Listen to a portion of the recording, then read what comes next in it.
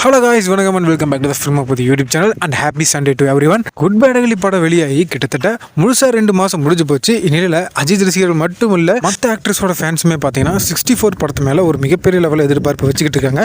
ஏன்னா good bad ugly படம் அந்தளவுக்கு ஒரு இம்பாக்டை கொடுத்துருக்குது. அதை தாண்டி ஸ்டார்டிங்கில் இந்த குட் பேட் அகலி படத்தோட ஷூட்டிங் போகும்போது நம்ம ஆதிக் அவர்களுக்கு நம்ம ஏக்கிட்ட சீனை எக்ஸ்பிளைன் பண்ணுறக்கும் அவர்கிட்ட அணுகி பேசுறதுக்குன்னே ரொம்பவே பயந்துக்கிட்டு இருந்தாராம்.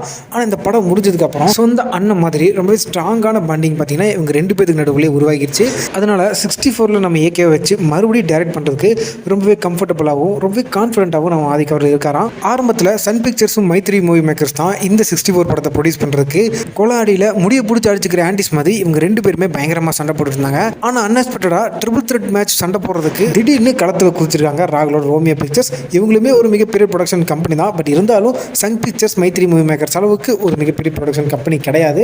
எனக்கு தெரிஞ்ச சன் பிக்சர்ஸ் இல்லாட்டி மைத்ரி மூவி மேக்கர்ஸ் இவங்க 2 பேர்த்துல யாரோ ஒருத்தர் இந்த படத்தை ப்ரொடியூஸ் பண்ணாவே நிறைய ஒய்டராக இருக்கக்கூடிய ஆடியன்ஸுக்கு நல்லாவே இந்த படம் ரீச் ஆகும். அடுத்து இந்த படத்தில் நம்ம ஏகே எந்த மாதிரியான காஸ்டியூமை போட போறாரு அப்படின்ற பற்றி ஒரு இன்ட்ரெஸ்டிங்கான ஒரு அப்டேட் ஒன்று கிடைச்சிருக்குது. ஆக்சுவலாக இந்த 64 படத்தோட கதையில் நம்ம ஏகேயோட கதாபாத்திரத்துக்கு ரெட் கலர் அப்படின்னா ரொம்பவே பிடிக்குமா.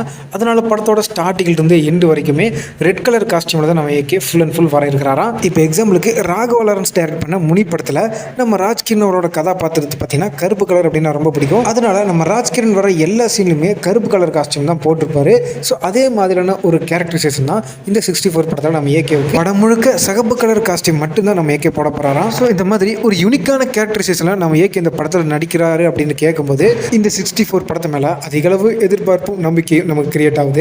ஸோ அதனால நம்ம ரெட் டிராகன் இந்த 64 படத்தில் முழுக்க ரெட் கலர் காஸ்டியூமில் வரப்போறார் அப்படின்றது உங்களுக்கு ஓகே அப்படின்னா கமெண்ட்டில் ரெட் கலர் ஹார்ட் போடுங்க. நாட் ஓகே, நாட் இன்ட்ரெஸ்டட் அப்படின்னா பிளாக் கலர் ஹார்ட் கமெண்ட்டில் போடுங்க. மீண்டும் ஒரு இன்ட்ரெஸ்டிங்கான வீடியோவில் நான் உங்களை சந்திக்கும் வரை stay tuned and stay safe.